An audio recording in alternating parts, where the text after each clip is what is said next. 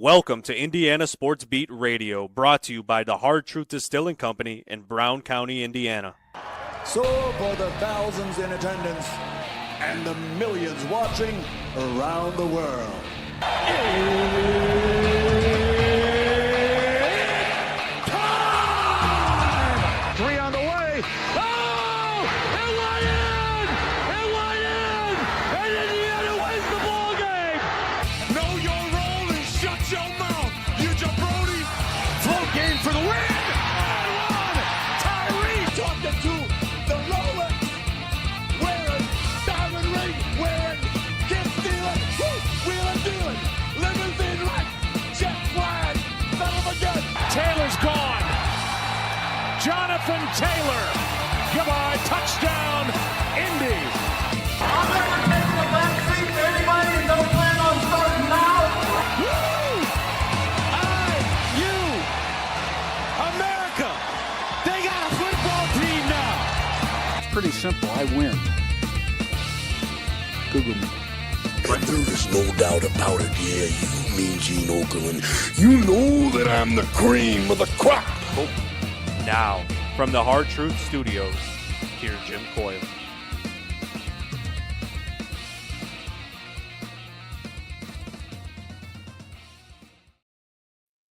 Hello, everybody. Welcome aboard. I hope you're having a great day on this Thursday. It's a little rainy out there today, but it's about that time of year, isn't it? Yeah, we are into that time of the season. A little cold, a little rainy, but that's quite all right.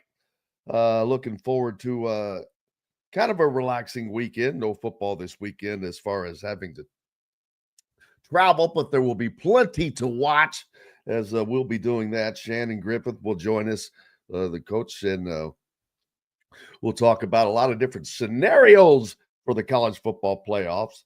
Bob Kravitz as well. We'll do the same with him, in addition to the fact that the Colts are having Anthony Richardson back as their starting quarterback. That didn't take long, and not a big surprise there, as we kind of expected that. Chris Denari will join us as the Pacers also in action, not only in action last night, but they will begin the in-season tournament for the NBA on Friday against the Miami Heat. And so last year they had a great success with the in-season tournament. They coming off of a loss last night to the Orlando Magic 94-90 on the road. So they'll come back home to start the in-season tournament, but hopefully they'll have better luck than they have of late. They've not exactly been lighting things up, kind of hit and miss. As a matter of fact, I think they have to be close to 500. Yeah, exactly. They are 5-6 right now, but that's fifth in the league. So it's early. Other than Cleveland, who is undefeated in the Eastern Conference now, 13-0. Are you kidding me? And then the Celtics, who have 3 losses, one of them to Indiana, and then Orlando slides in at number 3, just one spot over 500 at 7-6. So it's a quagmire. Then the Knicks, who are 5-6, Indiana gave them one of their defeats, and Indiana is right there. So it's kind of odd to look at the the top 8? So you have 1, 2, 3, 4, 5. Half of the top 8 teams, which would be playoff teams, have losing records at the moment. So kind of crazy in that regard. But I hope you're having a great day. We're almost through the week. Grateful to have you with us, no matter where and how you're listening on one of our great affiliates like 97.7 ESPN, the Ref. Always the right call down on the river in southwest Indiana in Evansville, or up in Hammond and Chicago on the voice of the region, 1230 AM, 104.7 FM WJOB, and of course in Fort Wayne on Fort Wayne's only sports station, 1380 The Fan. Keep it tuned to all of these stations after Indiana Sports Beat Radio for continued great content that might as well just lock it in right there. And for those of you that are following on YouTube, we appreciate you very much. And go ahead and lock it in by hitting that subscribe button and the notifications toggle. That way you never miss a thing, as constantly have things going on like pressers with football, basketball coaches. We've got one tomorrow we will be talking to Mike Woodson tomorrow as he'll meet with the media ahead of Indiana's game with South Carolina on Saturday. Instead of a 3:30 football contest, Indiana basketball will play at 3 o'clock. So, boy, they're going to have a little competition, huh? A lot of big-time 3:30 games this weekend that will be taking place. It won't be Indiana. It won't be Indiana, of course. But there are plenty of others that we'll be doing. Kind of an odd thing. I saw this, and I'm trying to get back to it. Oh, man. This was a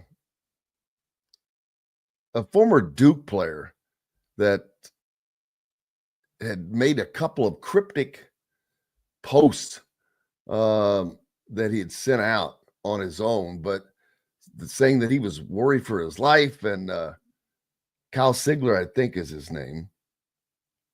But I never got to the bottom of that, which is a little crazy. But a former Phoenix Suns employee has sued the team Wednesday, citing allegations of harassment, racial discrimination, retaliation, wrongful termination. And that's according to a copy of the lawsuit obtained by ESPN. Andrea Trishman was the Suns program manager of diversity, equity, and inclusion from September 22 to July of 23. Not there very long. Also alleges financial misconduct, sexual misconduct, racial discrimination by current and former team executives. Lawyers for Trish filed the lawsuit. Trishan is asking for unspecified damages to be determined at a trial. In a statement, the Sun said Trishan is seeking $60 million. That's a lot. I mean, I'd sit into a sack and let people beat me with a baseball bat for $60 million. I mean, gee whiz, people. Hey, we've got to take a pause for the cause, because up next, Coach Shannon will join us. We'll talk about the various scenarios of the college football playoffs and plenty more. There's some big games coming up this weekend as well, as Georgia travels to Tennessee, I think. Plenty of others to take care of.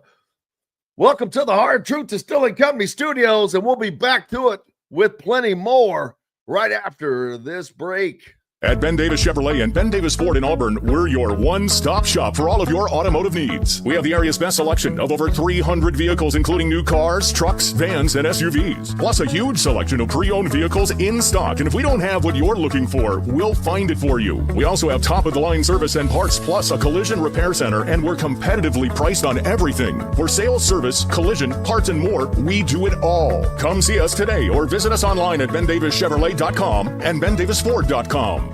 Enjoy healthy, delicious meals at home without the hassle with the Fresh Fork. Chef-curated, ready-made meals delivered right to your doorstep. Proudly fueling IU athletes and now available to you with a menu that's always fresh and diverse, from hearty proteins to fresh salads. The Fresh Fork empowers you to make better food choices without compromising. Let the Fresh Fork help transform your lifestyle for a healthier way of living today at thefreshforkonline.com. Use promo code RADIO20 and get $20 off your first order. Country living is just a swing away.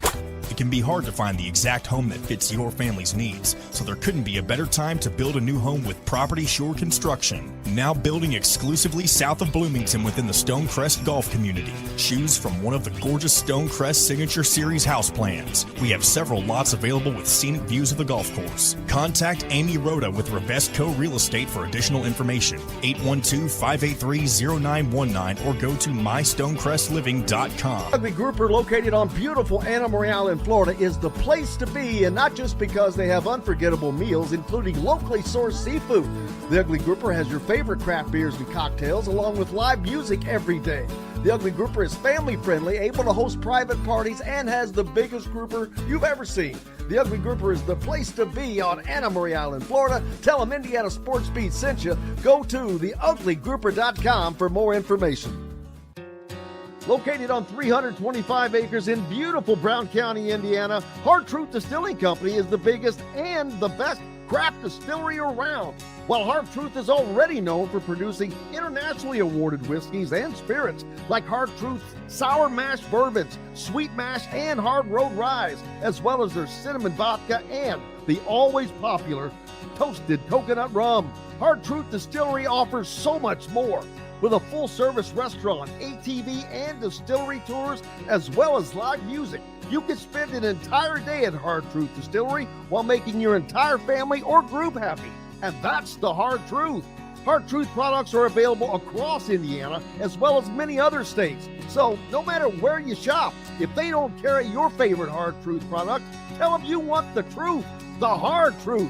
Hard Truth Distilling Company encourages you to enjoy all of their products responsibly and to never drink and drive. Welcome back to the Hard Truth Distilling Company studios on this Thursday. Glad to have you along for the ride. Joined now by Coach Shannon Griffith. Coach, how have you been doing, my friend? Doing good. Been on the road working in my day job that gets in the way quite a few times a week. But road again. Oh man, I was over in Champaign as well for a little bit. Can't wait to have some champagne again. Yeah. Stopped by and said hello to Illinois. And did you go to the cattleman's house? What's it called? I'm not sure. I don't. You don't get me on any of those trivia stuff because I'm horrible. There's a steakhouse that is right before you go into Illinois and on the Indiana side that everyone will know. And I can't remember the name of it. If it was off of 70 or 74, I probably didn't see it because I go a lot of back roads sometimes to miss traffic, or just driving down a country road sometimes eases my mind. That sounds like a song in and of itself. Oh yeah. Well, I have a lot of songs. What's that? So I have a lot of songs, but none of them are worth you know what. But no, it's been a great week so far, and doing a show tonight. Gonna have a special guest. Our friend from over here, probably in your comments section, made a bet. Said if we were 10-0, could he join me on one of my shows? Oh, I've made the same bet. Yeah. And 10-0 is here, baby. And I'm all happy to have the gentleman on, Terry Davis, to come on tonight. There you go. The Beef House. That didn't take long. Sorry. There you go. Well, see, what did I tell you? Not to interrupt you, my bad, but look there. Boom. Fired it out. Michael's got it. Randy's got it. Roswell's got it. It is the Beef House. I bet that's a good place when you have a restaurant named the Beef House. You'd probably get some nice sized steaks there. It is the Beef House. They have a big bison out front. Okay. Well, that's a good thing to have. How did you miss that? It's like everybody knows about that place. That's my point exactly. When all I have to do is throw it out there, boom, the comments come flying in. Yeah, it's right off of the interstate, right before you cross the line. Well, I'll have to look at it when I'm heading out. Either what is it, off 70? I'm assuming. Yes, whichever That's the one that goes to Champaign, Urbana. Yeah, 74 goes up to Champaign and all that, I believe. I think that it's that one then. Yeah. Yeah. You'd have to Google it to make sure. I'll have to look it up. There you go. I-74. I-74. There we go. Jesus. Your audience is on top of it this morning. Highway 62 to be exact, or 3 to be exactly, it looks like. So there you go. We got anybody else need any driving directions or anything right now? Yeah, because let me tell you, this audience is on top of things. They all got over it. And all we over appreciate you for it. We'll love it. In the world of college football, of course, we know where everyone is at the moment in the college football playoff poll, but that's going to change immensely. Yeah. It'll change this week as the schedule we'll have Georgia at Tennessee, I believe, but did I just see that one of those teams, it's the Tennessee's quarterback. Their starting quarterback, Nico. Yeah, don't try to Lamalima? Yeah, don't try to pronounce that last name. Nico Lamalima was listed as questionable on the official SEC injury report Wednesday, which the Big Ten does not put out this report. Don't get me started on this one because I just don't understand. That was just stupid, to be honest with you. I mean, Saturday, hell, it's game time. Yep, and they do it 2 hours before just so that the people that are putting a little money on it have ample time to adjust their thoughts. I don't like to wait that long. No, I wish the Big Ten would put it out on a Thursday. Well, no, I understand that because things change. I'd give them up until Friday, 5 o'clock or something. Okay. Because that way, you're talking the day before. 24 hours out by then. Yeah, 24 hours out. Wednesday's a little soon. I have to be honest with you. I mean, how the hell do you know? I mean, if a guy gets hurt on Saturday, he's hopeful to be able to play next week. Well, you're going to have a lot more guys on there listed as questionable, probable, and you're going to have to read between the tea leaves and on all that. But that doesn't do you as much good. I get it. Well, anyway, yes, the college football playoffs is very intriguing. With some of the this makes this game right here would be huge because the quarterback in question, he left the Mississippi State game last week with an apparent head injury and was placed in the concussion protocol this week. He is dressed and practiced on Monday and Tuesday, sources told ESPN. He did more practice on Wednesday than he had earlier in the week. So if I'm guessing, he's going to play. This is against Georgia. This is for the marbles.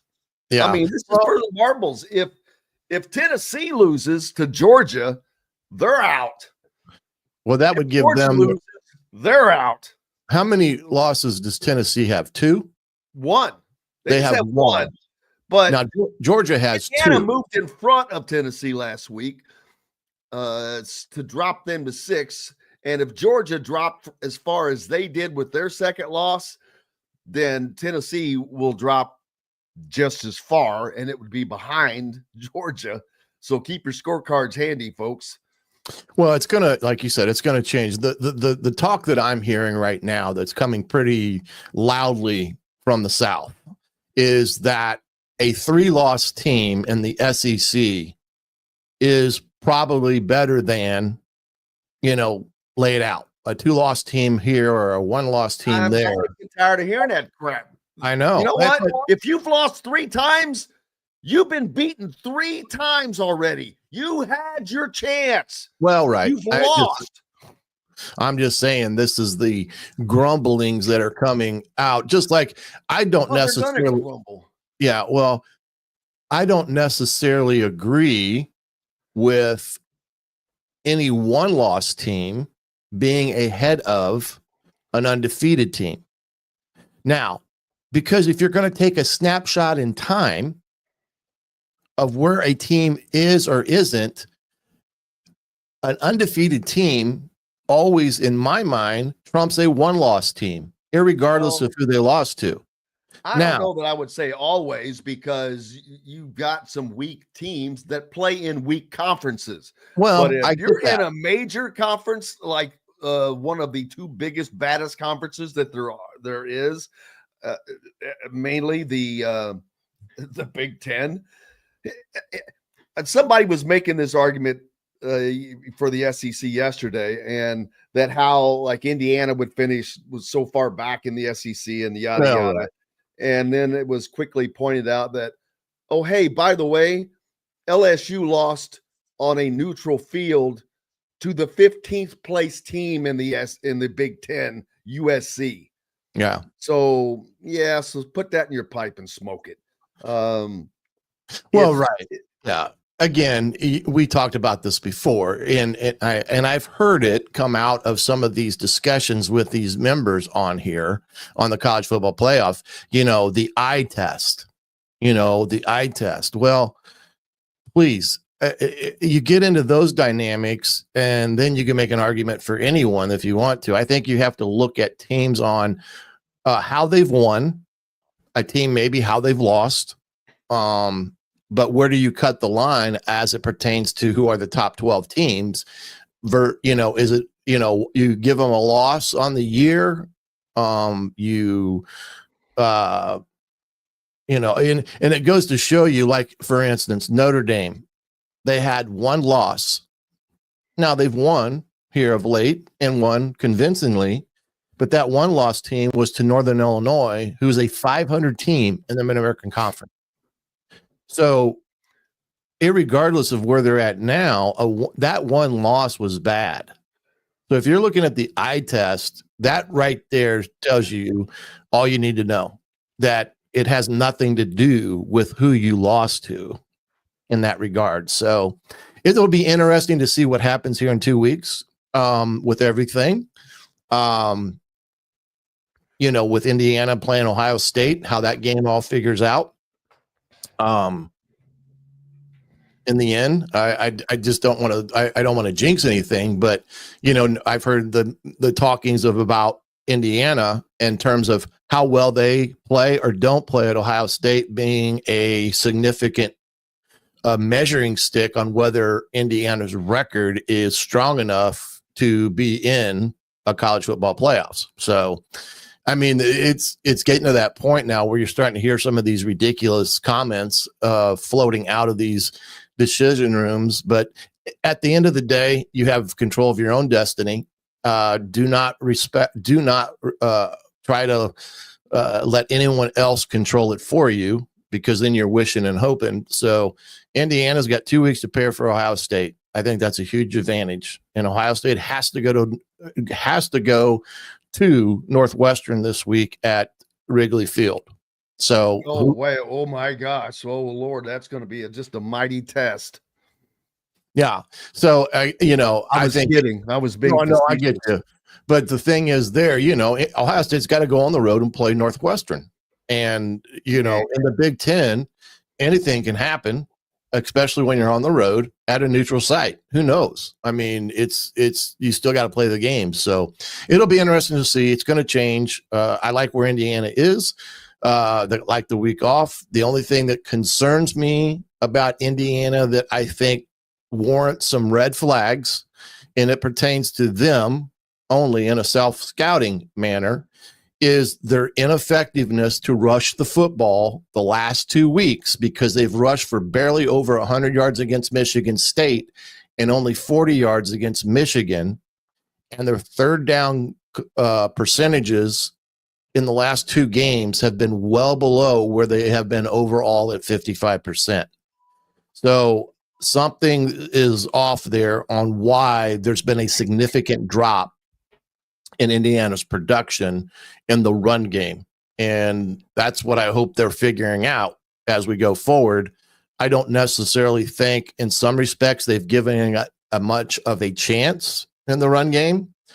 And I do think they've got to get back to some of the things they were doing earlier in the year, where they were running some of their power and counter schemes with some of that thought process, and also figuring out ways to put the ball in a receiver's hands without throwing it all the time. where you do some type of, speed sweep type of concepts and things of that nature. But that's the only thing that I've seen from Indiana offensively that has put a red flag up in my mind is why are they not rushing the football consistently like they had been up to week 9 and now week 10? Now, I thought they had in the Michigan State game, they didn't need to run the ball because they were having so much success with the passing game that they just didn't need to. Now, against Michigan has a staunch, one of the best defensive lines in the Big Ten. They've got 3 guys that are NFL prospects, and they were not able to, not only were they not able to run the ball as well, they couldn't throw the ball as well the second half. Michigan kept getting to the quarterback. The offensive line was definitely did not pass the test as well in that game as they have. And that should be an area of concern. But again, you look at Nebraska was able to handle that. And so Indiana, therefore, with 2 weeks to prepare, should be able to put together a game plan. One of the things I thought Indiana got away from the short, quick passing. They were trying to go for the 20, 30 yarders, which is great if you have the time to do that. But there's just too many opportunities where you can just, and with the variable weapons that Indiana has, that they could have gone back to the quick pass game. And to me, that would have been in and of itself opened up the passing game a little bit, but they were still going for those bigger hits. Well, that's true. The one thing that Michigan was doing, they were playing a lot of 2-man, which they had 2 over the top and 2 underneath. And Indiana's receivers were not getting open on anything short-wise. They had to use some double moves and some back shoulder throws and some of that. So that negated some of their ability in the short game because Michigan's DBs pretty much did a great job all afternoon.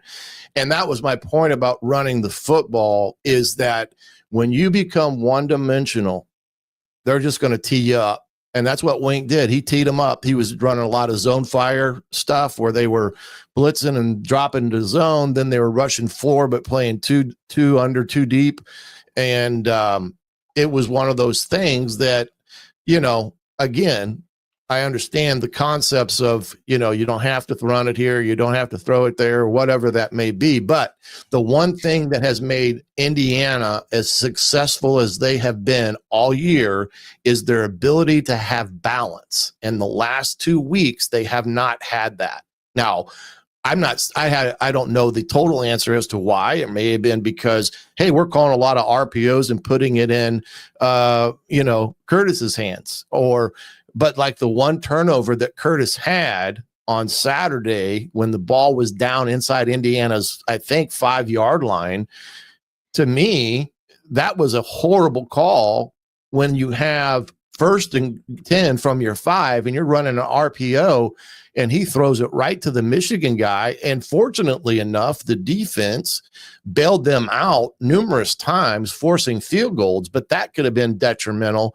on that day. But that's my point. It just doesn't seem, and I think you're right about the offensive line. I thought they had heavy legs on Saturday. I didn't see the necessary bounce in their step. And you go look at an offensive line that has played 10 straight weeks, predominantly every snap of every game.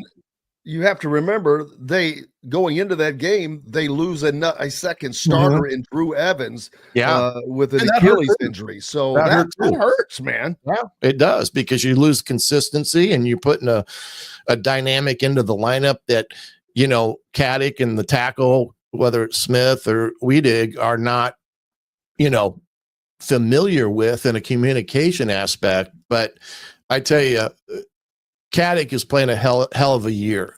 I tell you, that kid, he is one heck of an offensive lineman, and he will be in the NFL.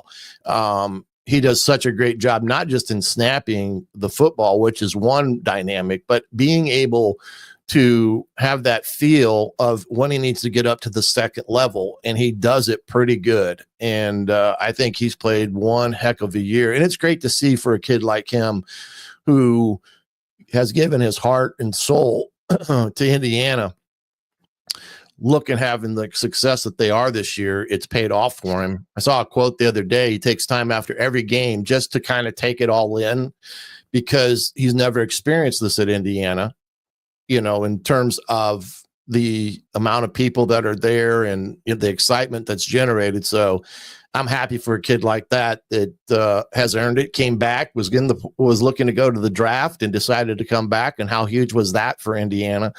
But yeah, I think with 2 weeks to prepare, they get their feet underneath them. They can be critical about what they're doing and how they're doing it on both sides of the football, and then formulate a game plan against Ohio State, who's is going to be as stout in some respects as Michigan. And they don't have a quarterback problem. Will Howard is a really good quarterback. He's the type of quarterback that gives you concern because he can run it. I don't necessarily think he's a great thrower. He's thrown a few interceptions this year. And I really think that's why Kansas State let him move on, because, I don't think he was overly effective for Kansas State when it came to throwing the football. But yeah, I'm excited for where they're at. I'm excited for the fact that in my mind, they're going to be one of the top 12 teams in the country, whether they're at a 7 seed or a 9 seed, or however that plays out, will be to determine, and let the chips fall where they may, my man. And the big one's going to be at the end of the year against the bucket game and throw out the records. Actually, Purdue did not run the ball too badly against Ohio State.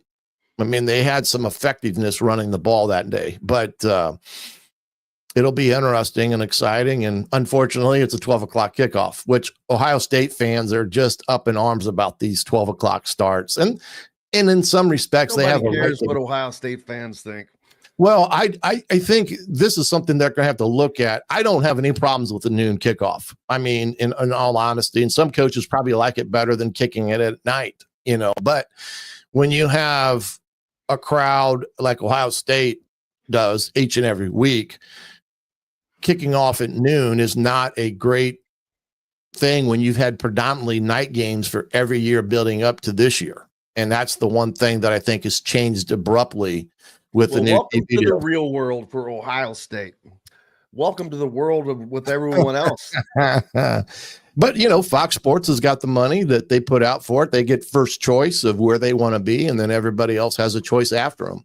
So, I mean, it is what it is. They're getting a lot of money. So it's kind of one of those things where, what is it? Just shut up and play, because the money you're bringing in is, going right back into your program. So that's it, man.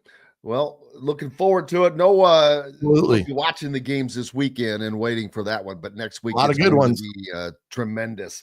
Make sure you tune in for Hoosier Tailgate tonight with Coach Griffith there at 7:30. And we'll look forward to it, brother. We'll talk to you soon. All right, partner. We'll see you, buddy. Absolutely. We've got much more coming up. Bob Kravitz joins us next here on the program. We'll be back with more from the Hard Truth Distilling Company studios right after this break. Located on 325 acres in beautiful Brown County, Indiana, Hard Truth Distilling Company is the biggest and the best craft distillery around. While Hard Truth is already known for producing internationally awarded whiskeys and spirits like Hard Truth sour mash bourbons, sweet mash, and hard road ryes, as well as their cinnamon vodka and the always popular toasted coconut rum. Hard Truth Distillery offers so much more. With a full-service restaurant, ATV, and distillery tours, as well as live music, you can spend an entire day at Hard Truth Distillery while making your entire family or group happy. And that's the Hard Truth. Hard Truth products are available across Indiana, as well as many other states. So no matter where you shop, if they don't carry your favorite Hard Truth product, tell them you want the truth, the Hard Truth. Hard Truth Distilling Company encourages you to enjoy all of their products responsibly and to never drink and drive. When it comes to apparel and promotions, Freethink has you covered, literally, whether it's 24 or 200 shirts for sports leagues, businesses, or groups. Freethink Apparel and Promotions can also create your very own merchandising store. Freethink Apparel and Promotions did it for Indiana Sports Beat Radio, and they can do it for you. Whether it's screen printing, embroidery, digital printing, promotional products, vehicle wraps, or anything else under the promotional line. See what Freethink Apparel and Promotions can do for you at freethinkapparel.com. Know a team or group needing a fundraiser? Boost Fundraising raises more money faster and offers the most unique and user-friendly online fundraiser in the nation. Your team receives personalized fundraising pages for each team member. Free team-branded promo gifts shipped to each donor. Boost Fundraising does it all. Sports teams, marching bands, charity causes, and community groups. Go to boostfundraising.com and be sure to enter the promo code COYLE, that's C-O-Y-L-E, to receive a discounted fundraiser. If you're looking for a home in the Indianapolis area, you need Cheryl Sizemore from RE/MAX Advanced Realty. Cheryl Sizemore has over 2 decades of experience, and that could be the difference in you getting the home you want in today's tough housing market. Reach out to Cheryl Sizemore from RE/MAX Advanced Realty at cheryl@indyhomepros.com or 317-298-0961. Cheryl Sizemore from RE/MAX Advanced Realty. Let Cheryl Sizemore get you in the home you want today. Cheryl at IndyHomePros.com. At Ben Davis Chevrolet and Ben Davis Ford in Auburn, we're your one-stop shop for all of your automotive needs. We have the area's best selection of over 300 vehicles, including new cars, trucks, vans, and SUVs. Plus a huge selection of pre-owned vehicles in stock. And if we don't have what you're looking for, we'll find it for you. We also have top-of-the-line service and parts, plus a collision repair center, and we're competitively priced on everything. For sales, service, collision, parts, and more, we do it all. Come see us today or visit us online at BenDavisChevrolet.com and BenDavisFord.com.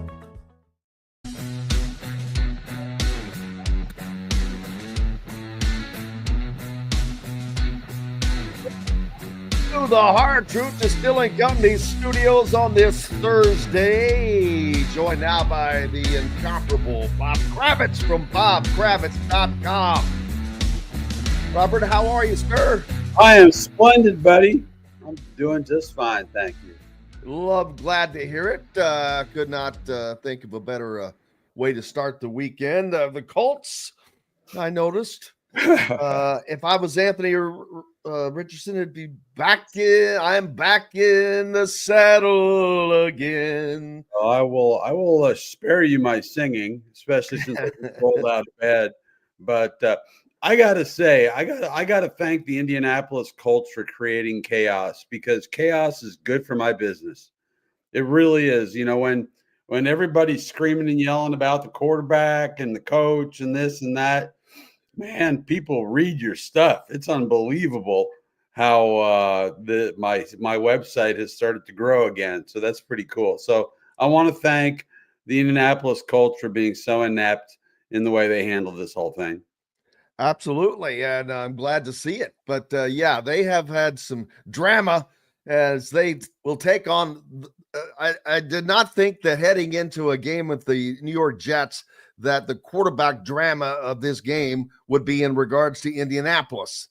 Well, I thought it was going to be 39, almost 40-year-old Joe Flacco against the 40-year-old Aaron Rodgers. The loser would have to take the winner out for the early dinner or the blue plate special. So, yeah, it looked that way. It looked that way certainly. Here's a little inside baseball. So I had to do a freelance piece with Ryan Leaf. You remember Ryan Leaf? Oh, yeah. And so we talked about the fact the Colts had benched AR. Well, that was Monday. So I got all these great quotes and Ryan saying how stupid it is. And then on Wednesday, they go and make Wednesday, they go and make the change. So it's like everything we talked about is completely useless. Yeah, well, you know, that plans it out that way, but I'll write around it. That's all. Yeah, that's okay. But it gives you something more to write about. So yeah, absolutely, absolutely. You know, I think, you know, before you ask, I think this is the right move. I think they put him in a two-week timeout. It may have been longer if Joe Flacco had been playing well. They swear that this had nothing to do with the fact that Flacco has pretty much sucked the last 2 weeks. I don't believe that at all. But they say Anthony is more prepared now for this moment than he was earlier in the season. We'll see what happens. Yeah, that 2 weeks. Whoo, my goodness. He grew so much in that 2 weeks. He learned so much in that 2 weeks. 275 now. He grew so much. Yeah, it's crazy. But I agree with you. I think I agreed with the benching. I think a message needed to be sent. Yeah. But when you suck, you're not sending a message. And when you are brought back because your team sucked, you're not sending a message other than, well, dang it, we need you back because we stink. Right. So that the message kind of gets lost a little bit, maybe, hopefully not, but he's not playing like a professional or not acting like a professional because tapping out is not what a professional athlete does. So not a quarterback. You think back through all the annals of these guys, and that just, boy, I bet that just, angered a lot of these guys, but it doesn't matter. It's the Colts have to get this under wraps soon because not only is the season on the line, and although they've been through all this, they're not like sitting last in the division or anything. That's the crazy thing is, Houston lost that heartbreaker to Detroit. I think it was Sunday night or Monday night. I can't recall. And Houston is coming back to the division right now.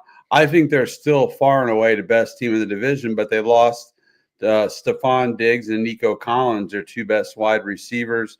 Their offensive line can't protect Stroud. So they're coming back to the pack. So it's not beyond the realm of possibility. If they can split or win the next two games against the Jets and the Lions, the schedule gets really soft. They got 5 really winnable games after that. So they could make a late push if Anthony is a pro now. Or, I'm sure he is. I'm sure that 2 weeks. 2 weeks. Made him a pro. Yeah, it certainly changed things. We'll find out. They'll play on this weekend. Someone is talking about, which I find to be funny. How about the Jake Paul Mike Tyson fight coming up? Is that free, by the way, on Netflix? Or it's on what, Netflix? It's on Netflix. Is it like a pay-per-view deal, or is it? I don't think so. Okay, so I can actually watch it. I think Mike Tyson's going to beat him to close to death. I don't know, man. I mean, Jake Paul he's been boxing for several years now and has taken on some big time. Oh yeah, he took on like a UFC guy at a few years ago and beat him. So we'll but there's no way in hell you could get me to go into the ring with Mike Tyson. I don't care if he's 65. That dude's a bad man. Yeah, I've just watched videos of him working out, and he looks like he's in a bad mood. He looks like he's in a very bad mood. He's in phenomenal shape. So is the other guy. I don't have a deep interest. I think this is a little bit like Muhammad Ali against the wrestler all those years ago. It's a little bit of a freak show, but I guess if it's free on Netflix, I'll watch it if I got nothing better to do. Indiana does not play this weekend. We have a week off ahead of the biggest game of one of the biggest games of the Big Ten season, one of the biggest games of the college football season, and it will be the biggest game in college football that Saturday. Absolutely. Crazy as that sounds, it will be, as you'll have the undefeated Indiana Hoosiers taking on an 11-1 Ohio State Buckeye team for what I've been calling the de facto semifinals of the Big Ten championship. That's exactly right. Now, I think this is not a great Ohio State team. I mean, they're good. It just by showing up, they're going to be 11-1. But this is not a great Ohio State team. I think they're beatable. I really do. Now, if I was a betting man, I don't know the line. I'd probably stick with Ohio. 9.5. 9.5. That's a lot of points against the started at 13.5. Wow. Boy, I don't see Ohio State blowing them out. I just don't. I think what's going to happen is Indiana is going to play a really good, close, competitive game, and they're going to make the college football playoff. That's my sense of it. Now, if they get blown out, that gives everybody an opportunity to take advantage of the fact that, yes, they played a soft schedule, and they may get displaced, and they may end up being the Florida State of 2024. So we'll see. I mean, they need to play well and be competitive at the very least, and then everything will be cool. Oh, without question, because of course, SEC fans are moaning and complaining because they're not dominating the top like the Big Ten is right now. Right. Because they're well, if they were in the Big Ten, yada yada, yeah, blah blah blah. I'm so tired of hearing it. And I saw someone complaining online yesterday, and someone quickly mentioned, well, LSU, one of your vaunted SEC teams, played USC on a neutral field and got beat, and USC is like 15th in the Big Ten That's right. So take that. And Texas, their strength of schedule is one spot above Indiana's now. Right. And look at who did Penn State beat? Exactly. Penn State barely beat Bowling Green and beat Bowling Green, had to go to overtime to beat that same USC team. They went to Madison and beat Wisconsin, who is, having an okay year. And I'm trying to think of, their only big game was against Ohio State at home, and they lost. Yeah. So I feel like a lot of this is just blowing hot air, until we see how they perform against Ohio State. But I have a strangely good feeling about the way Indiana is going to go in there. I think playing a competitive, close, tough-minded game, I think put them in a really good spot. I think they needed that kind of challenge before they went in against Ohio State. Yeah, and not only this is basically this game with Ohio State, there are a ton of ramifications. But the biggest one is if they win, they have a chance they will play for the Big Ten championship. Right. They have a chance at a bye at being one of the 4 best teams in the country. Even if they make it to that game and lose, they're still going to host a college football playoff game. Right. But if they do lose, they're not going to host. If they lose close, they will not host. They'll travel. Right. And if they lose big, they may not make it in at all. Yeah. Isn't it great to have this discussion, though? I mean, it's amazing. Yeah, I realize they had a dream season in 2020, but look, as fans, you couldn't really enjoy it. I mean, it was the Zoom year, the pandemic year, and playing in front of empty houses. It wasn't the same. This is cool, and this is a real inflection point for the program, because now they're talking about bringing Kurt back, and keeping him here for the rest of his natural life. They're talking about making changes to Memorial Stadium. I mean, they've got some pretty nice momentum right now. Yeah. What have you heard? Anything on changes to the stadium? Just what I've read, Jim. Just what specifically, I don't know, but I just know I woke up literally at 8:55 and looked at the web and saw, they're doing some stuff to Memorial Stadium. So I don't know. Well, that would always be a welcome sight, because other than the end zones, it's been the same way since 1960. So. Right.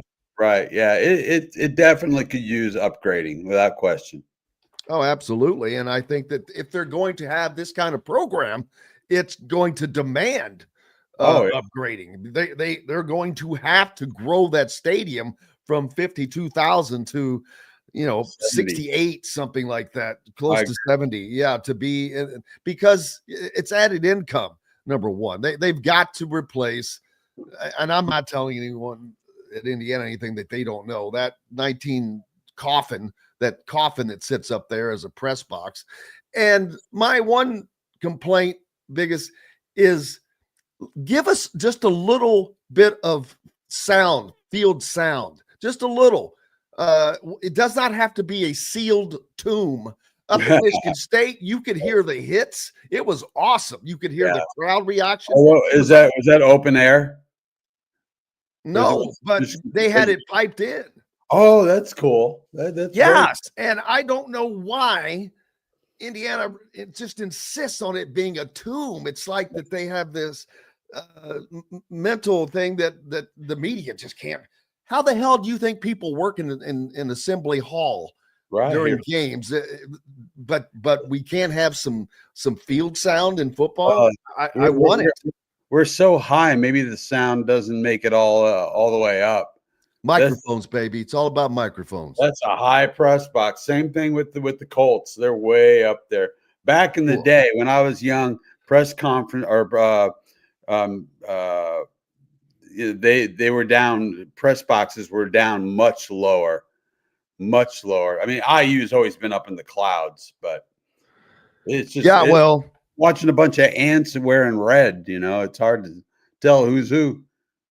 Wait till they replace the press box. It'll get a little higher. It'll get a little higher. Oh yeah. There's nothing like putting on your binoculars to watch the game action.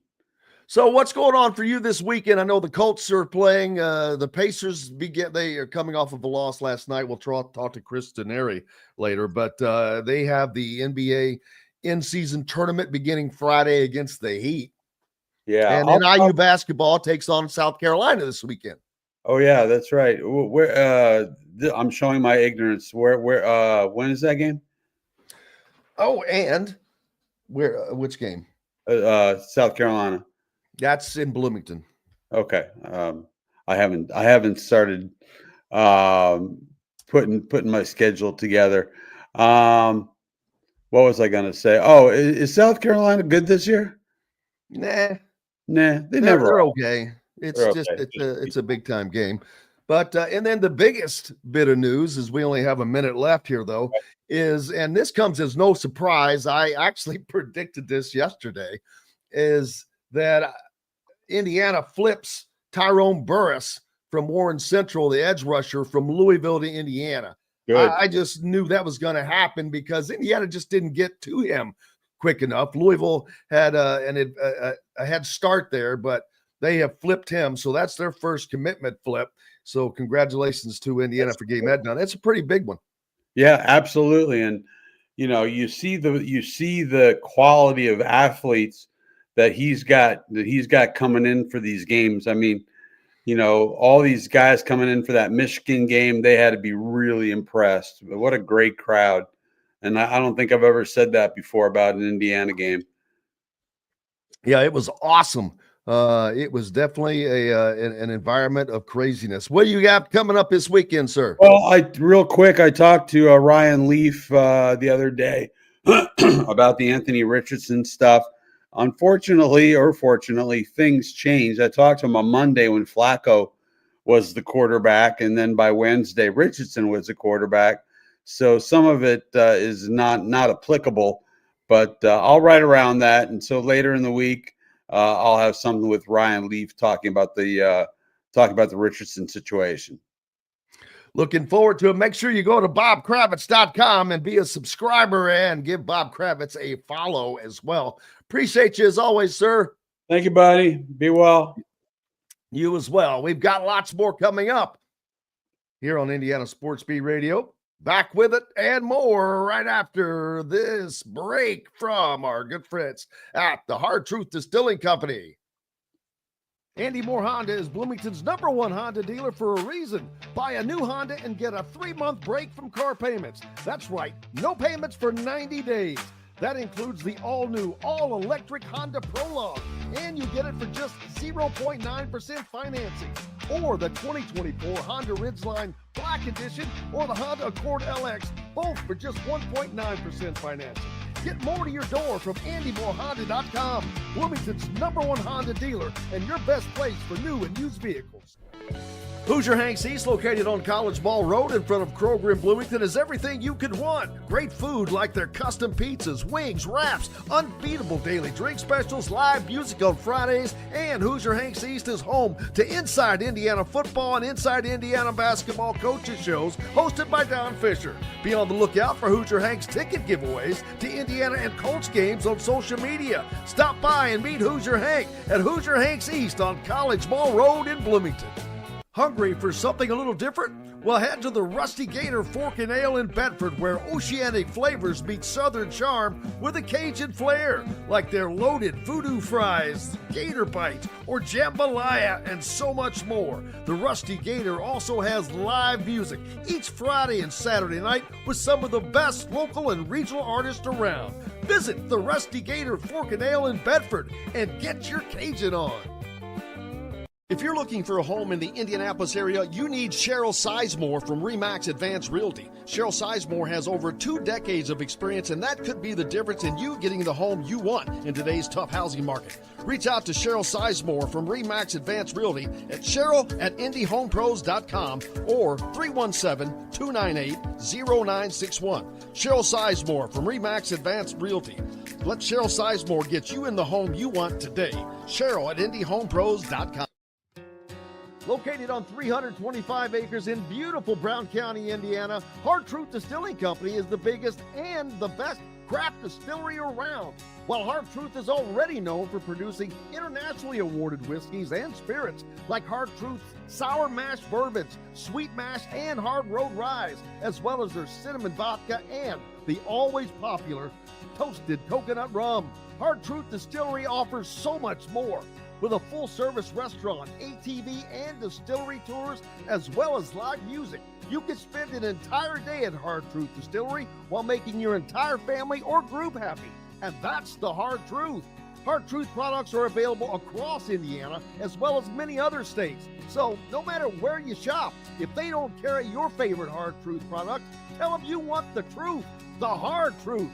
Hard Truth Distilling Company encourages you to enjoy all of their products responsibly and to never drink and drive.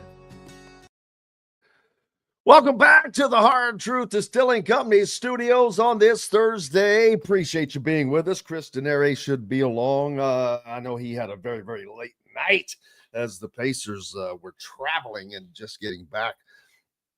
So hopefully he'll be able to join us. But in the meantime, I sent out a tweet yesterday that Indiana was getting more and more interest mentions in recruiting circles, and Warren Central edge rusher Tyrone Burris Jr. was one that I could see getting flipped. That's one I actually expected to get flipped, and as you may have read or may not have read this morning, that has indeed happened, as Indiana has gotten the Warren Central edge rusher to flip his commitment from Louisville to Indiana. And he's a 3-star, but he's one of those type prospects. Just a solid player, and he's one of the state's top senior players. So that is a major get for the coaching staff, A, because he's a good recruit, B, he was committed to a good program elsewhere, and it just adds to what they're doing as far as landing these guys. And that is going to bring others start to landing more and more. I think when Greg Smith was on us from Rivals, he talked about the talent that's in the state that has just been going elsewhere. But now that's going to change. And this is the first sign of that. Tyrone Burris Jr. had been committed to Louisville since the end of June. And Louisville had a head start, like I had mentioned.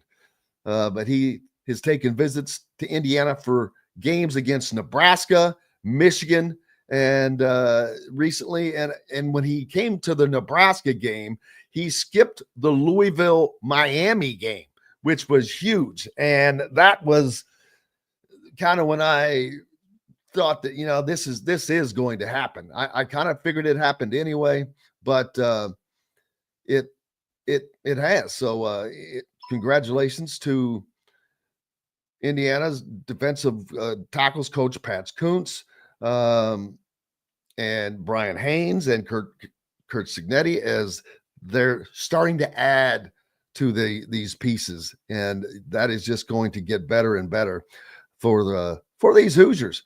This is a big time deal, and when you start getting commits, then I'm interested to see Byron Baldwin. I don't know if they're going to be able to get him back in the fold or not, but that's going to be an interesting one, because he's one that I thought that normally when guys decommit, they're gone. They'll always say that, they're still in consideration, but they never go back to a school they decommit from. But I was like, this is one of those rare times where I can see that happening. But Indiana now has 21 known commitments in the 2025 graduating class, including Lawrence North wide receiver Davion Chandler. You've got Carmel offensive lineman Evan Parker, Kokomo tight end Andrew Barker, and Bloomington South kicker Bryce Taylor, other in-state recruits currently in this recruiting class for Indiana. And Burris's teammate, Jeremy Finch Jr., he's a defensive lineman, is ranked as the state's top prospect in the 2026 class. Yeah. Finch has an offer from Indiana, along with Notre Dame, Michigan, Penn State, LSU, Ohio State, and many others. This recruitment is going to be a litmus test of sorts. It's great to get his teammate, because they're going to be chatting it up about how cool it would be to carry that on. We've had that happen in other sports, in basketball, where they chat it up and it doesn't happen, and that's fine. But this is going to be an opportunity, and I think it's a huge difference, because Indiana football is on the rise, and those guys can see that. So that would be one hell of a duo to grab for the Indiana program. That just would, and with the success that Indiana is having this year on the defensive line, on defense in general, these guys are getting sold.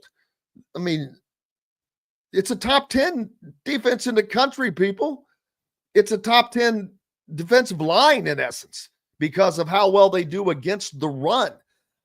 So Indiana is now in the conversation with these other schools that are making these commitments, like Michigan, like whomever it is. So it's going to be interesting to see how this falls out, the recruiting, because it's not over. And I know with already having 21 commitments, there's not a lot more they want to get in. So they're going to be pretty selective on these last few commitments that they take. And there was a time where it's like, oh yeah, okay, I'll wait, and Indiana would have to wait. Now that's no longer the case. And well, a guy like this, you're going to wait for, because he's one of the best players in the state for certain, but you're also going up against Notre Dame and Michigan and Penn State and LSU and Ohio State. But this is going to be a great litmus test. Like I said, Indiana has they don't land these kind of guys very often. I'm not talking about Burris. He's a solid one. Don't get me wrong. But Jeremy Finch, that would be huge to go along with that. Now, I don't know when he'll announce his recruitment. I look forward to getting Cal Neddenriep back on next week to talk about this, because he's in the know. So we'll talk more about that when Kyle joins us. But man, it is looking good right now for the Hoosiers on the recruiting side. We talked about that with Greg Smith from Rivals earlier this week. And so we'll see. And they just have to keep winning. And when your name is mentioned in the college football playoffs, Michigan is not right now. LSU is not right now. And it would probably be fun for them to be able to go to a university that's not that far away, but they're still, even it's Indianapolis, they're getting out of town at least. So it's kind of like going away to school. Maybe just not quite as the same. But yeah, we will certainly find out. Checking out the Andy Moore Honda hotline to make sure that I'm not missing anything radical in the conversation. Basketball coming up this weekend as well for the Hoosiers as they will welcome in South Carolina to take on the Gamecocks in the second to last game before they head off to play in the Battle for Atlantis down in the Bahamas. That will be an early test to find out. That's going to teach us about the Indiana basketball team. I can't grasp much from them at this moment, but we will, the South Carolina game will probably give us a little bit of an indication, but not quite everything that we need to see there. I don't know how well they'll be tested against South Carolina, especially in Simon Scott Assembly Hall, but we will find out. But the Battle for Atlantis is definitely going to stretch Indiana. They're going to play a Louisville team that loves to rely on the three-point shot, although they've got run out of the building by Tennessee. But the game, if they can get by Louisville, the game against Gonzaga is going to be one to watch in my mind. That is going to tell me a lot about this team because Gonzaga has shot the ball very well. They play very well. They're coached very well. They play the game very well. And that is going to be a great test to determine where the Hoosiers are at the moment and where they're heading. So we certainly look forward to that, although it's a few weeks off. But that means it's turkey time. And what a busy week that'll be, man. Crazy how busy that's going to be. So look forward to getting that done. And of course, this weekend, you've got the Indiana High School Regionals going on.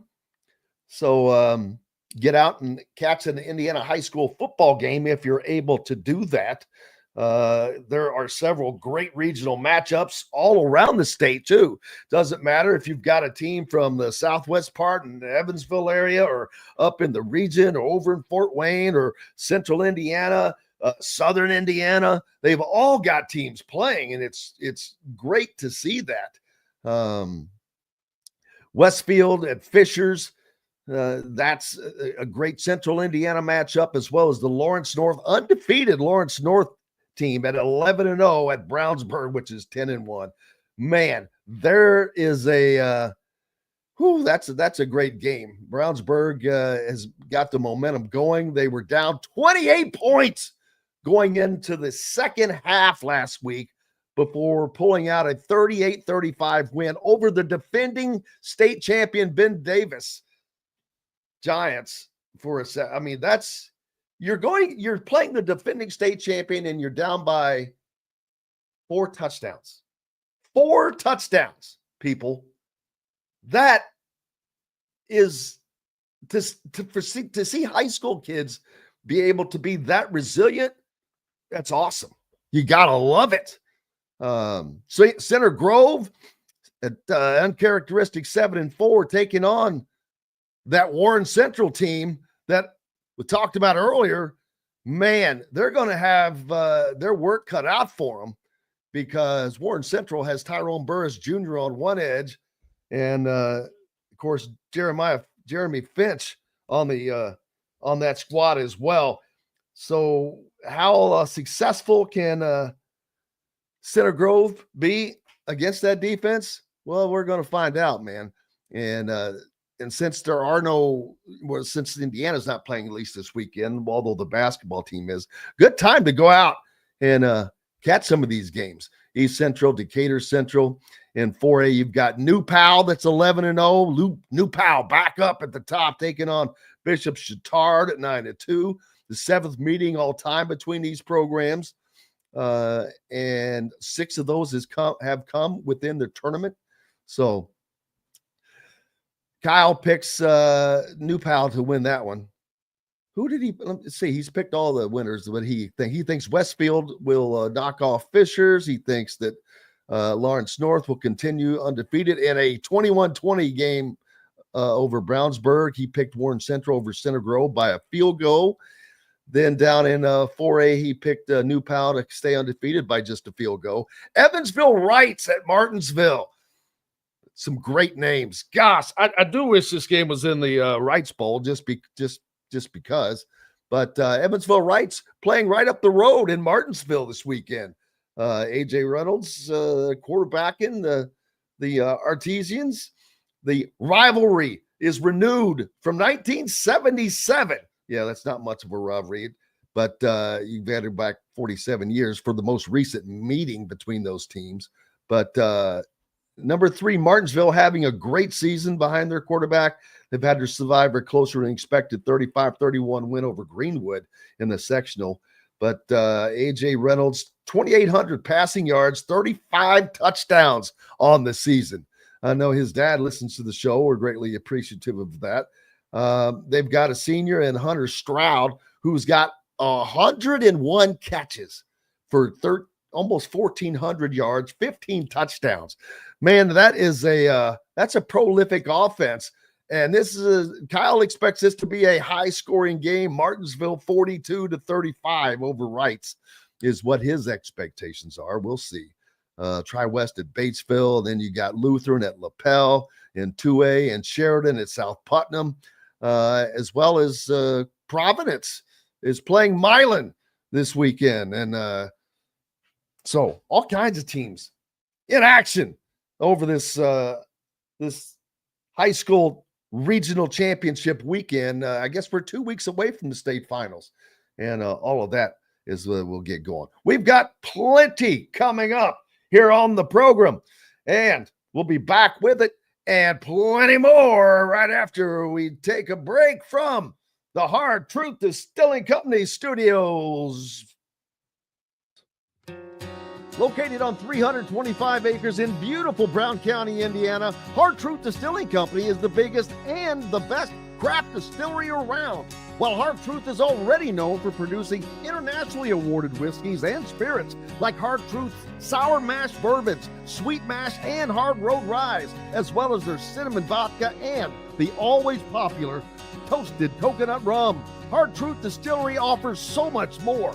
With a full-service restaurant, ATV, and distillery tours, as well as live music, you can spend an entire day at Hard Truth Distillery while making your entire family or group happy. And that's the Hard Truth. Hard Truth products are available across Indiana, as well as many other states. So no matter where you shop, if they don't carry your favorite Hard Truth product, tell them you want the truth, the Hard Truth. Hard Truth Distilling Company encourages you to enjoy all of their products responsibly and to never drink and drive. Country living is just a swing away. It can be hard to find the exact home that fits your family's needs, so there couldn't be a better time to build a new home with Property Shore Construction. Now building exclusively south of Bloomington within the Stonecrest Golf community. Choose from one of the gorgeous Stonecrest Signature Series house plans. We have several lots available with scenic views of the golf course. Contact Amy Rhoda with Revesco Real Estate for additional information. 812-583-0919 or go to mystonecrestliving.com. Hoosier Hanks East, located on College Ball Road in front of Kroger in Bloomington, is everything you could want. Great food like their custom pizzas, wings, wraps, unbeatable daily drink specials, live music on Fridays, and Hoosier Hanks East is home to Inside Indiana Football and Inside Indiana Basketball coaches shows hosted by Don Fisher. Be on the lookout for Hoosier Hanks ticket giveaways to Indiana and Colts games on social media. Stop by and meet Hoosier Hank at Hoosier Hanks East on College Ball Road in Bloomington. Whether it's a night out with the family, after work with colleagues, or catching the game with friends, Bubba's 33 is the place for you. Bubba's 33 offers a mouthwatering menu of selections that are all made from scratch every day. The portions are big, but the prices are small. And with over 50 big screen TVs, you'll never miss the big game. Bubba's 33. Pizza, burgers, beer. Ugly Grouper, located on beautiful Anna Marie Island, Florida, is the place to be, and not just because they have unforgettable meals, including locally sourced seafood. The Ugly Grouper has your favorite craft beers and cocktails, along with live music every day. The Ugly Grouper is family-friendly, able to host private parties, and has the biggest grouper you've ever seen. The Ugly Grouper is the place to be on Anna Marie Island, Florida. Tell them Indiana Sports Beat sent you. Go to theuglygrouper.com for more information. Welcome back to the Hard Truth Distilling Company studios on this Thursday. Glad to have you with us as we are on a break this week from football, but everything else still rolls on as Chris Denari of the Indiana Pacers kind enough to join us, even though he had a very late night as Indiana was on the road in Orlando. So they were not able to get the win down there, but they'll have a couple of days off. Chris, thank you for being so kind to join us. And the in-league tournament starts this weekend, so hopefully they can use what they did last year. That is a great jump start to get things going. Yeah, I think it was a real springboard for what they accomplished last year, using what now is the Emirates NBA Cup. It was just called the in-season tournament last year, but they used it as a springboard to bigger and better things and getting to the Eastern Conference Finals. And I think, what they saw last night, it's an Orlando team that's a lot like them. They had similar records last year. Both were 47 and 35. Franz Wagner, excellent player. Jalen Suggs. Those were two young teams battling. And unfortunately, the Pacers have not fared well in Orlando this year. They've had two very bad fourth quarters. Last night, they had a 4-point lead going into the fourth quarter and shot it poorly. Just didn't take care of the ball. Flip that over to Sunday when they were tremendous in the fourth quarter at home against New York, scored 40 points. So, it's a long season, 82 games, and you've got to deal with that. The one interesting thing, Jim, is they've played 11 games this year, and 9 of them have been termed clutch. And what clutch means is plus or minus 5 points inside the final 5 minutes. So in 9 of the 11 games, they've been in a clutch situation, and they've got a winning record. They're 5-4, but 2 of those losses are in Orlando. And so you're right. Now you've got a day off, and then tomorrow you have your first cup game, your group play game against Miami. And then you've got Miami again on Sunday before you hit the road for 3 straight. So, the games just come right at you. You got to have a good rest day today because then you've got Miami tomorrow, Miami on Sunday, and then a back-to-back on Monday in Toronto. Yeah, a lot going on, and this has been an unusual start to the season because if you look across the NBA as far as the standings, they're not alone. I was looking earlier, and I'm like, wait a minute. If you go down the top 8, half of them are under 500 right now, which is a little crazy. Well, you have a lot of teams. You're right. I think there's a lot of parity right now. I think there's as much parity in the NBA as we've ever seen. You look at, I think Minnesota just got beat twice by Portland out in the West. The Pacers are 5-6, so they're a game under 500, and they're still 5th in the Eastern Conference right now. The Knicks are 4-6. You just have a lot of teams that are, to some extent, treading water, but teams have been pretty good at home. Orlando's now 6-0 at home. They're 6-0 at home, and they're 1-6 on the road. Indiana's 3-1 at home. They're 2-5 on the road. So, a lot of teams right around either a little above 500 or a little under 500.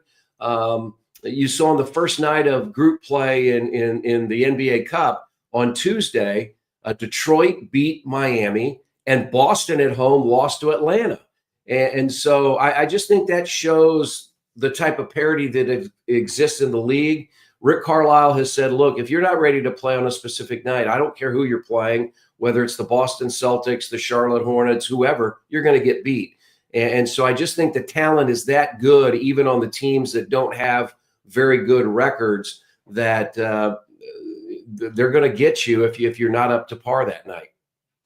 Yeah, just blows not only this or that. The Celtics, who the Pacers have a win over, are not the team that is leading the conference. It's the 13-0 Cleveland Cavaliers. What in the world is going on? Well, they have everybody back, and they have a new coach in Kenny Atkinson, who was an assistant to Steve Kerr at Golden State.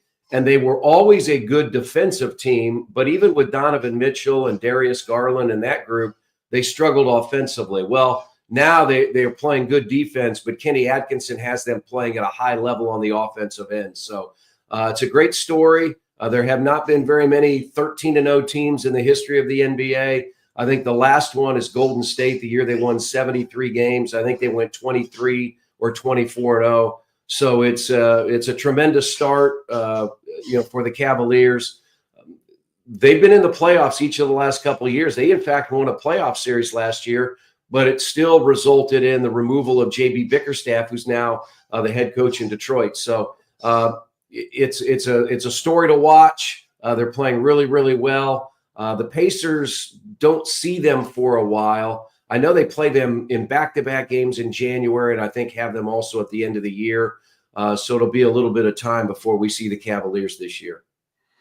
Yeah, and more immediately is, like I said, this in-state tournament in league tournament starts on Friday with the Miami Heat, who will bring Khalil Ware with him. Of course, his minutes have slowed a bit, but what does the Miami Heat bring to the Pacers that will either allow them to kind of get going or present challenges? Well, Tyler Hero had 40 the other night in a loss to Detroit. It was a crazy game, Jim, in that Miami had the lead. Hero hit a shot. Miami had a 2-point lead with just about a second to play. Detroit ran an alley-oop and scored. And Eric Spoelstra was so mad he came out to call a timeout. The problem was he didn't have a timeout. And that results in a technical free throw that Detroit made, and they ended up winning the game. So they're going to be a little they're going to be a little salty, and Eric Spoelstra is considered one of the best coaches in the NBA. They've been without Jimmy Butler. He's been out.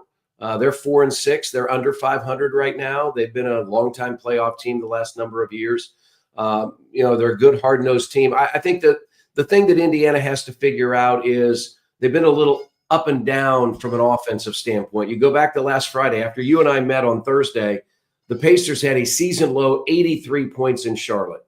Then they turn around on Sunday and score 50 more than that and score 132 in a win against New York. And then last night they had their poorest shooting performance of the year. They shot 37% from the field, scored just 90 points, and get beat 94-90. So not quite the same offensive team that we saw last year. We've seen it in bits and spurts, but they've got to be better. I thought they got off to a really good start last night, Jim. I mean, Tyrese Halliburton didn't score in the first quarter, but he had 8 assists, and the Pacers led by as many as 9. They had a 12-point lead early in the first half, but I thought Orlando did a really good job of being physical, and I didn't think the Pacers responded very well to that physical play. And once they got out of sync offensively, it was like Orlando just kept shoving them back farther and farther away in the way that the Pacers wanted to start their offense.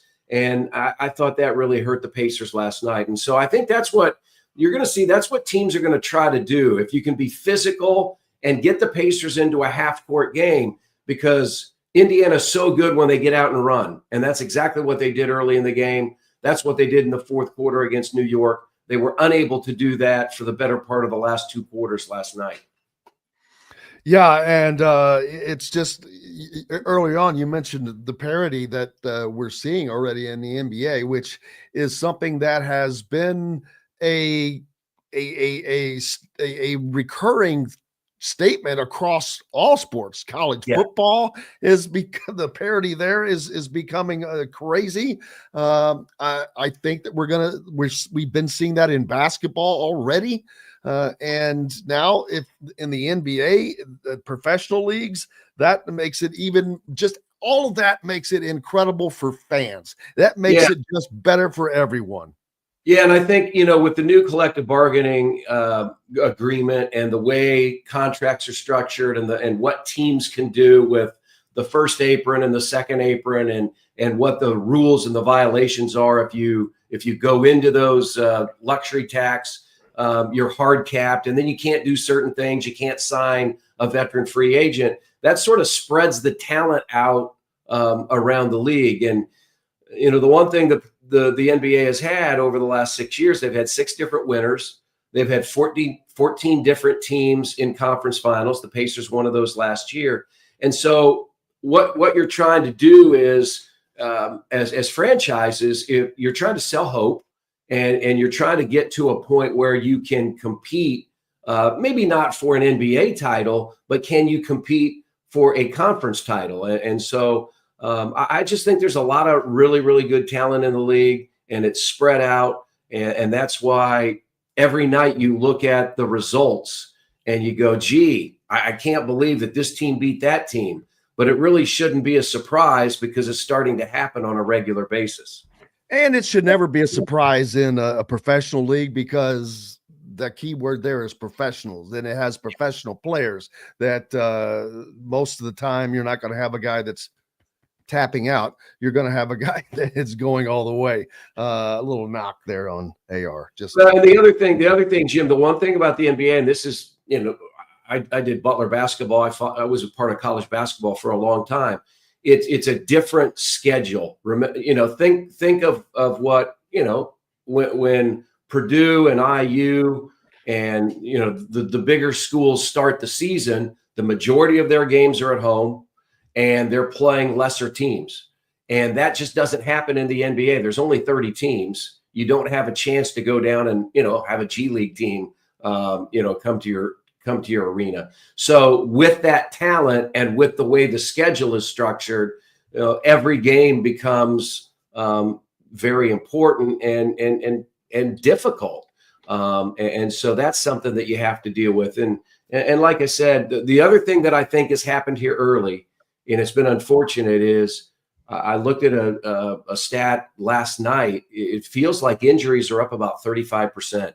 And you've got a number of significant players that are on the sidelines. Kevin Durant's out right now. Look at Orlando. Paolo Banchero is out. The Pacers have lost 4 rotational players in the first month of the season, 2 to Achilles injuries. And then Aaron Nesmith is out with a left ankle sprain, a significant sprain.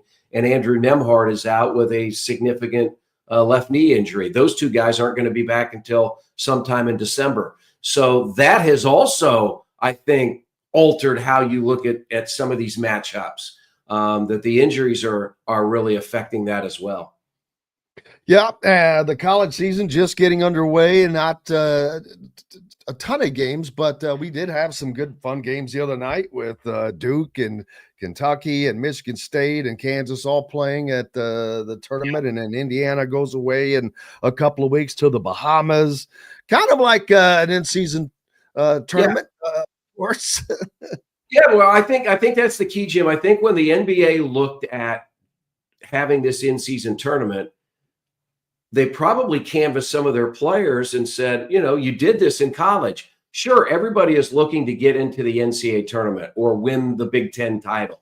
But in November and December, you have the Thanksgiving tournaments. Teams go out to Vegas. They go out to Hawaii. They go to Puerto Rico. As you said, they go to the Bahamas. It may be a 4-team or an 8-team tournament, and you set your goal to win that tournament. And that maybe sets the table for you to have some success later in the year. So I think that's what the NBA was looking at, a way to generate some early excitement in the season in November and December, when you still have college football and the NFL going on, and give these teams and these players a little bit something else to shoot for, because that's exactly, as you talk, that's exactly what a lot of the college players and the college teams do right now in these November and December tournaments.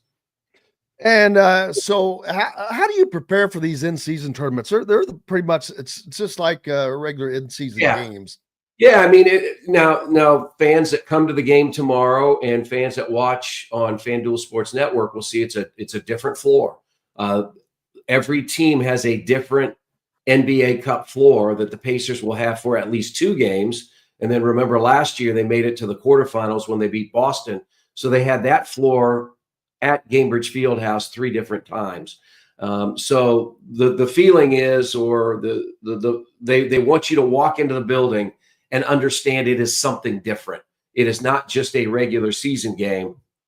It is an NBA Cup game. And so it's a tribute to Slick Leonard. It's the Boom Baby floor. I think it looks fantastic, and I think fans will enjoy it. And Brian S. is saying, yeah, the last one, that one last night got away. You're right. I mean, unfortunately, as I said, the Pacers have played 9 of their 11 games in clutch, and they have 4 losses. And in all 4 of those games, they led in the fourth quarter. The 2 games at Orlando, the game at New Orleans, and then the home game at Philadelphia. You flip 2 of those games, Jim, and you're 7-4 instead of 5-6. So, but I think a lot of teams could say that right now. I mean, there are a lot of teams that would look at their schedule and say, hey, I wish I had that one back.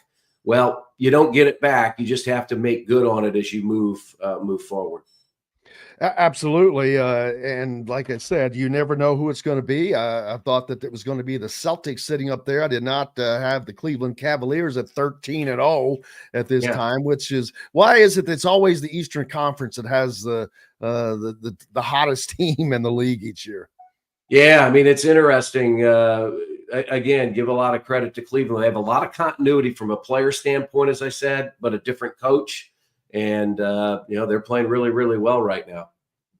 And then a last little message there. Yeah, Jalen, it was announced like a week ago that the Lakers would not be renewing the option on Jalen Hood-Schifino.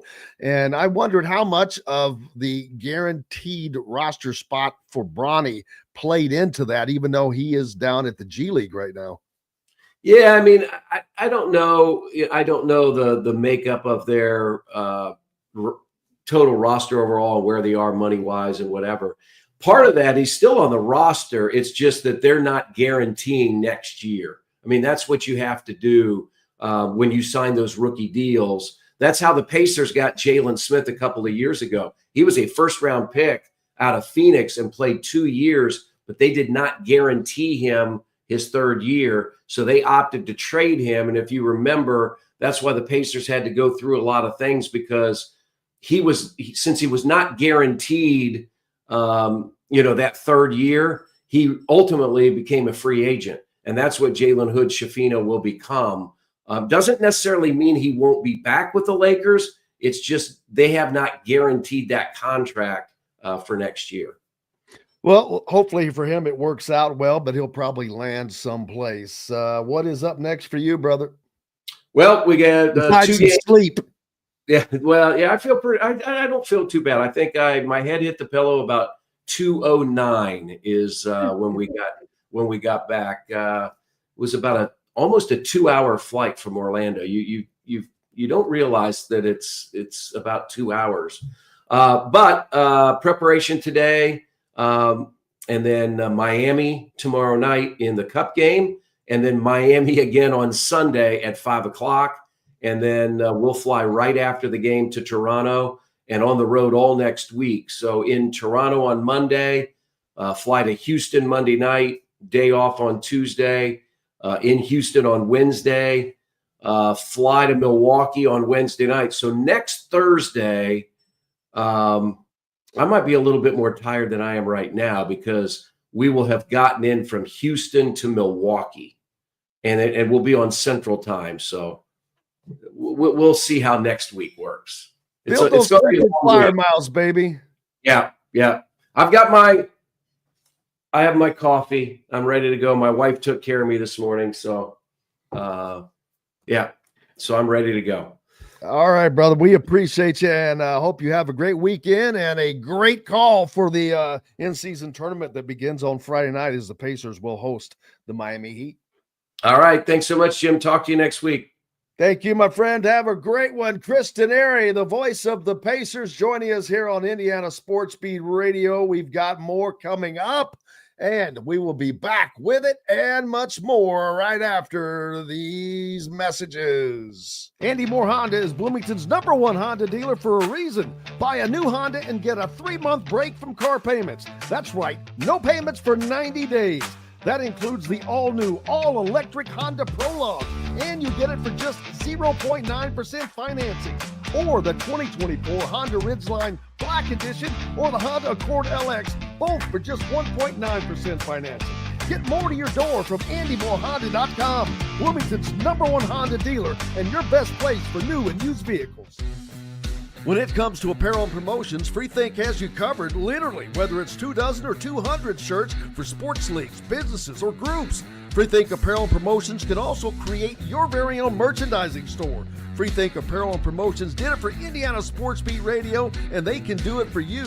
Whether it's screen printing, embroidery, digital printing, promotional products, vehicle wraps, or anything else under the promotional line. See what Freethink Apparel and Promotions can do for you at freethinkapparel.com. Enjoy healthy, delicious meals at home without the hassle with the Fresh Fork. Chef-curated, ready-made meals delivered right to your doorstep. Proudly fueling IU athletes and now available to you with a menu that's always fresh and diverse, from hearty proteins to fresh salads. The Fresh Fork empowers you to make better food choices without compromising. Let the Fresh Fork help transform your lifestyle for a healthier way of living today at thefreshforkonline.com. Use promo code RADIO20 and get $20 off your first order.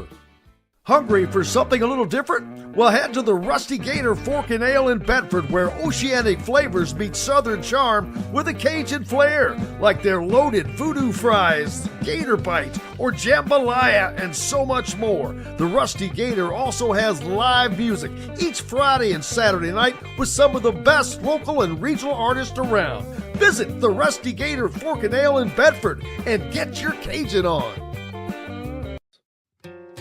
Located on 325 acres in beautiful Brown County, Indiana, Hard Truth Distilling Company is the biggest and the best craft distillery around. While Hard Truth is already known for producing internationally awarded whiskeys and spirits like Hard Truth's sour mash bourbons, sweet mash, and hard road ryes, as well as their cinnamon vodka and the always popular toasted coconut rum. Hard Truth Distillery offers so much more. With a full-service restaurant, ATV, and distillery tours, as well as live music, you can spend an entire day at Hard Truth Distillery while making your entire family or group happy. And that's the Hard Truth. Hard Truth products are available across Indiana, as well as many other states. So no matter where you shop, if they don't carry your favorite Hard Truth product, tell them you want the truth, the Hard Truth. Hard Truth Distilling Company encourages you to enjoy all of their products responsibly and to never drink and drive.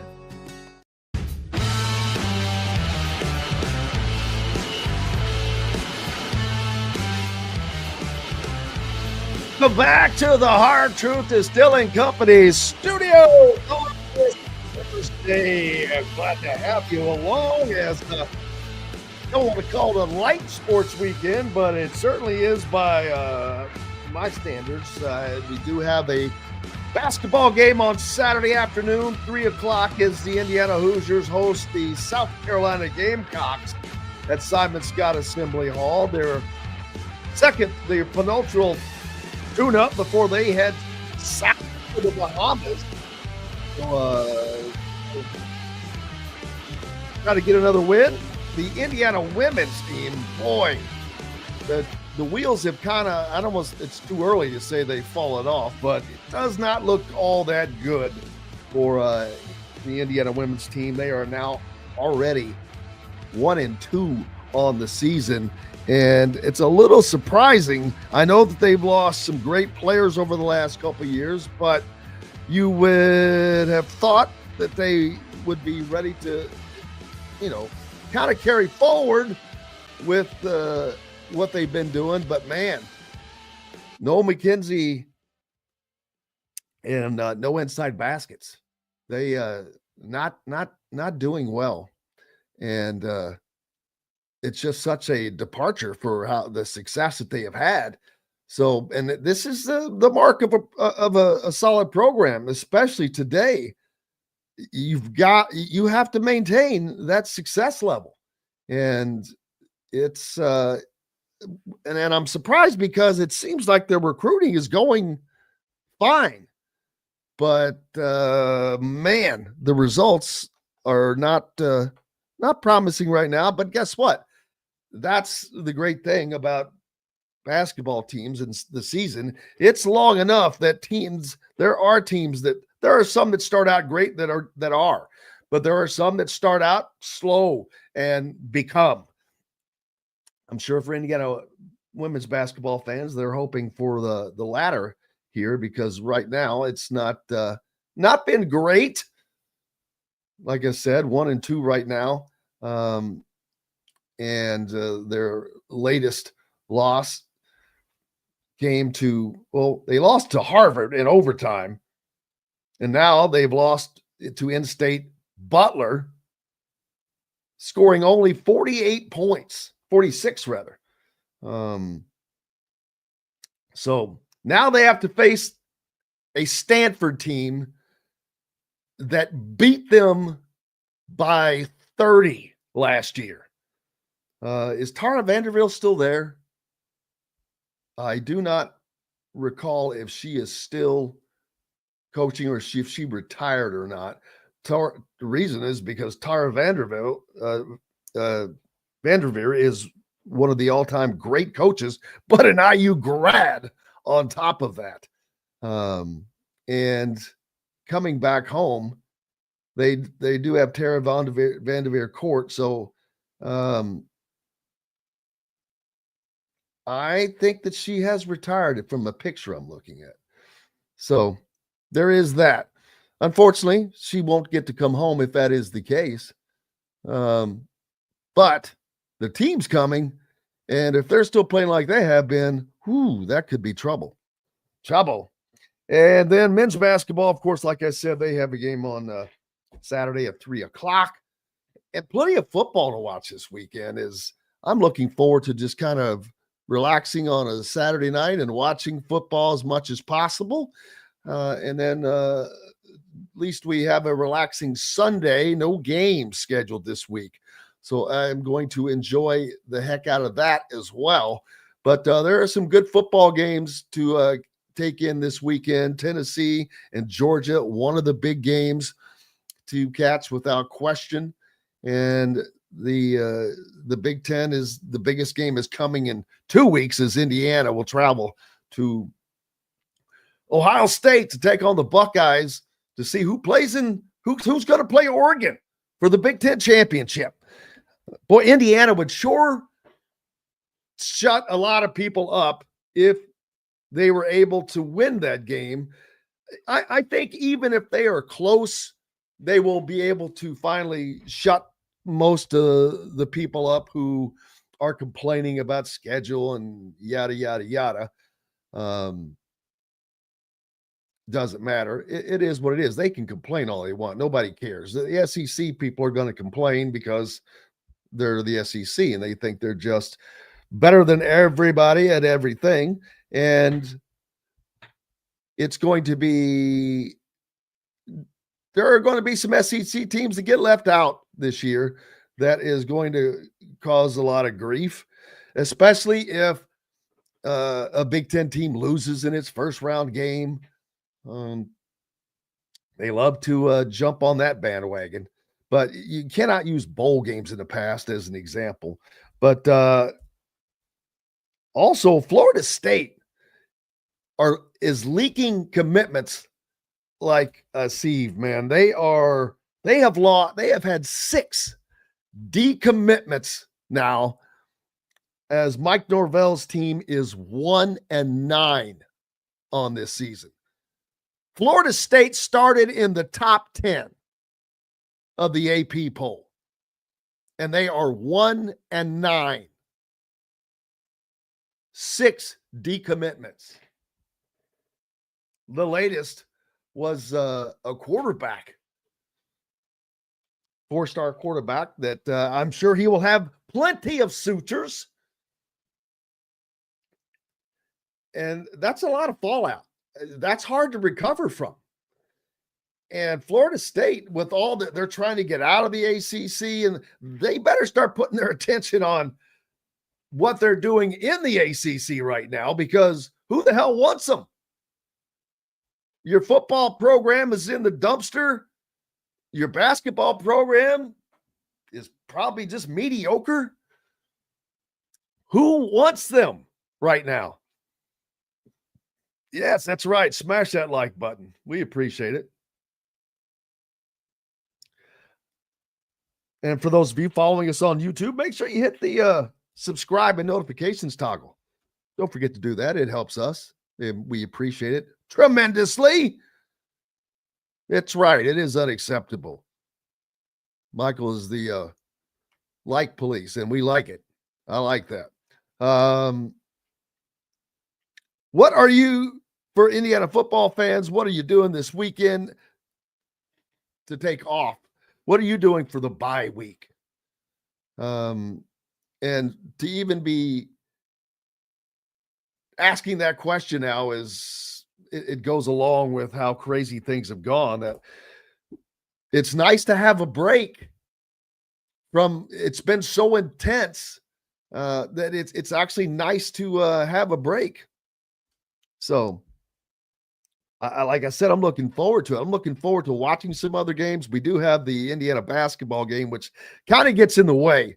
Well, it didn't kind of get in the way. It gets right in the middle of the way of a perfect Saturday afternoon of getting to watch some college football, as coming up this week.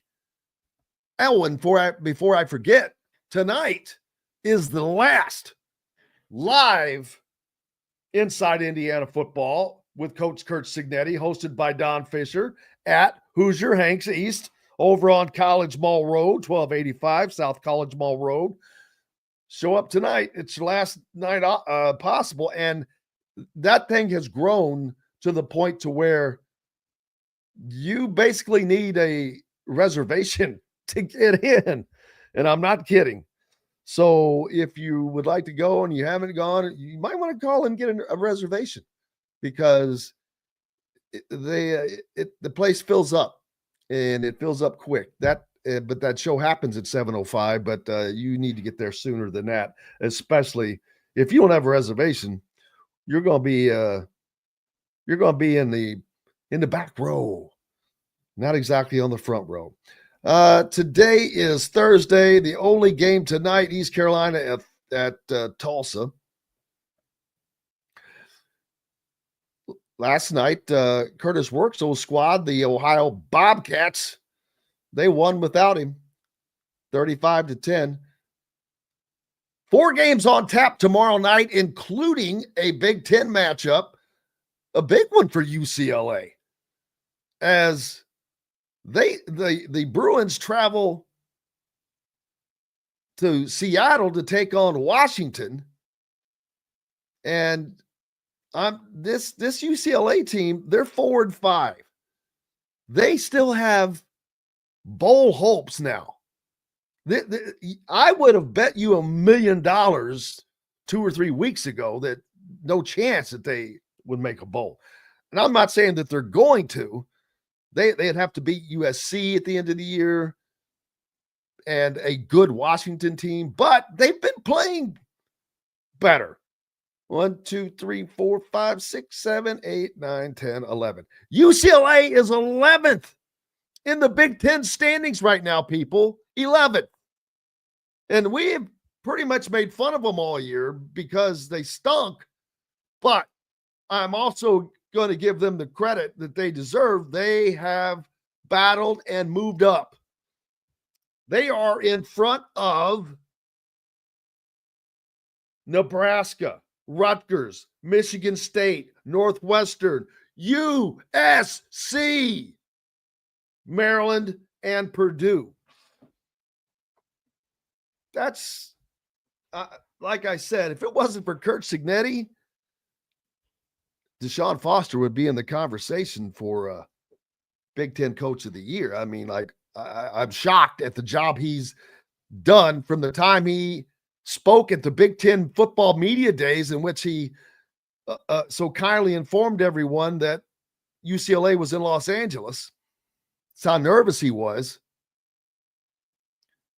Doing a hell of a job. Of course, Indiana leads the conference standings along with Oregon, both 7-0, 10-0 on the season, followed up by the Buckeyes and Penn State, both at 5-1 and 8-1. And then the Iowa Hawkeyes, it drops from there. the Hawkeyes are 6-4. There's just a big difference in the top four and the rest.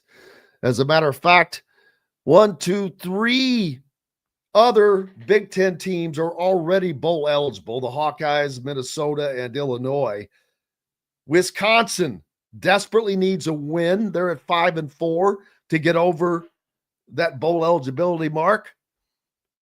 You know, I just spoke of Washington hosting the UCLA team this weekend. They also are at 5-5.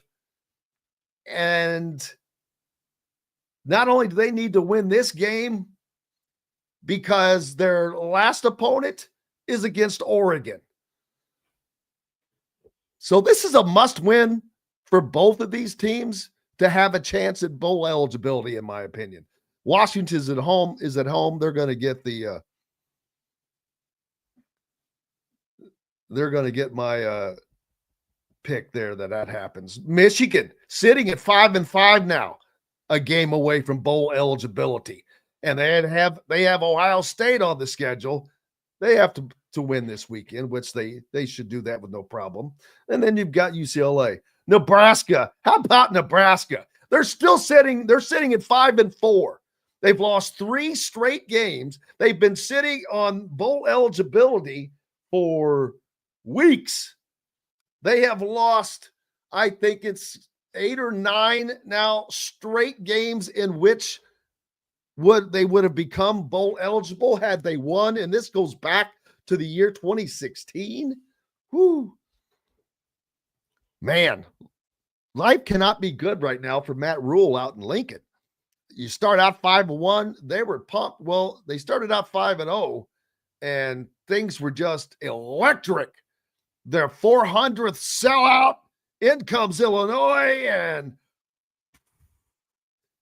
they put the needle in the balloon, and the balloon has just collapsed since then. Can they get it back? I mean, surely they make a bowl, right? I mean, if they don't, wow, that's a gigantic collapse. Rutgers has collapsed. They're 5-4, but they have really fallen off. A lot of these teams that looked good early, Michigan State looked better, just didn't get better. And but yeah, there's just you've got the 4 teams in the top and an unusual amount of teams that probably will not make a bowl game this year with the number of teams. It's kind of amazing. But it has been a blast of a day, as it is always. Looking forward to tomorrow, of course. Todd Leary will join us as we'll preview Indiana basketball, welcoming in South Carolina. Zach Osterman will join us as well. Hopefully Jeffrey the Greek will be along as we'll go over all these upcoming games this weekend and the scenarios that will be playing out for the college football playoffs that is coming up. And Matt Taylor from the Colts will join us as well. Hopefully you will be able to as well, right here on these same stations or on YouTube, whichever is your easiest way of access. We appreciate you all the way around, no matter what. Without you, we have no reason to be here, and we're grateful that you are. Thanks again to Bob Kravitz, to Coach Shannon Griffith, and Chris Denari of the Pacers for joining us on the program today. It is always a blast. Tonight, don't forget, out at Hoosier Hanks East, the last live edition of Inside Indiana Football with Coach Kurt Signetti. Get yourself a reservation at Hoosier Hanks East. You will need it. Until tomorrow, I'm Jim Coyle. I will see you on the radio.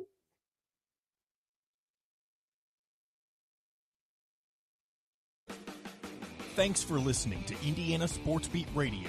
Be sure to subscribe to our YouTube page for more clips and team coverage of Indiana basketball, football, and more. You can also find full episodes and tons of other content on thehoosier.com. We'll see you next time for another edition of Indiana Sports Beat Radio.